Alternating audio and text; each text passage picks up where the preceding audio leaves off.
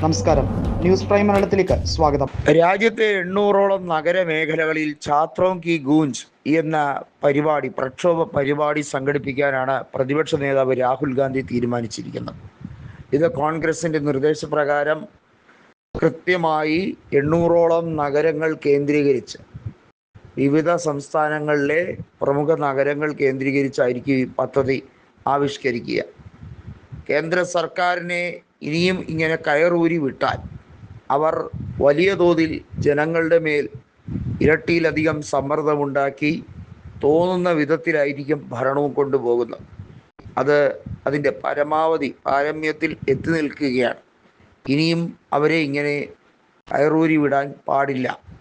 നോക്കൂ, ധർമ്മേന്ദ്ര പ്രധാൻ്റെ ഒറ്റ രാജി കൊണ്ട് കേന്ദ്ര സർക്കാർ ഈ പ്രശ്നം പരിഹരിച്ചു എന്ന് വിചാരിക്കേണ്ട.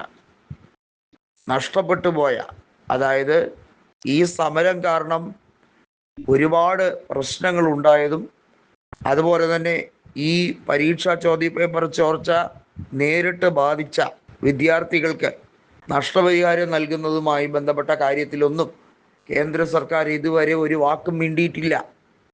കേന്ദ്ര സർക്കാർ ഉരിയാടാത്തിടത്തോളം കാലം ഛാത്രോം കി ഗൂഞ്ച് എന്ന ഈ പരിപാടിയുമായി മുന്നോട്ട് പോകുക, അനിശ്ചിത കാലത്തേക്ക് കൊണ്ടുപോവുക, ഇത് തെരഞ്ഞെടുപ്പുകളിൽ ഗുണകരമാകും എന്ന രാഷ്ട്രീയ നിരീക്ഷണത്തിൽ ഊന്നിയല്ല.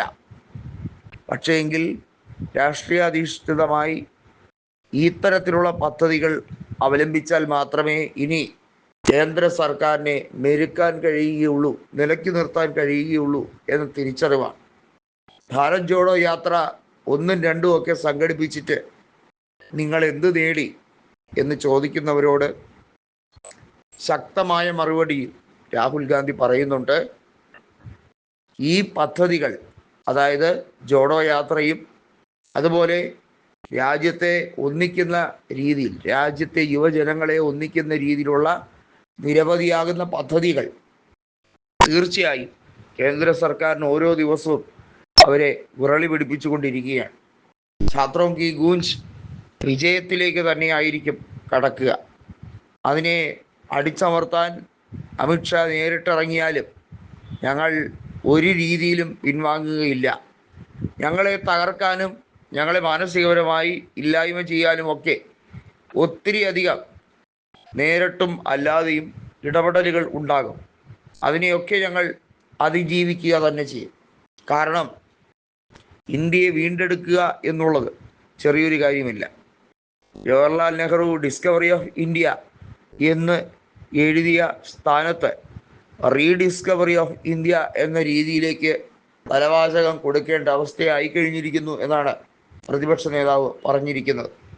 ഇതൊരു തുടക്കം മാത്രമാണ്.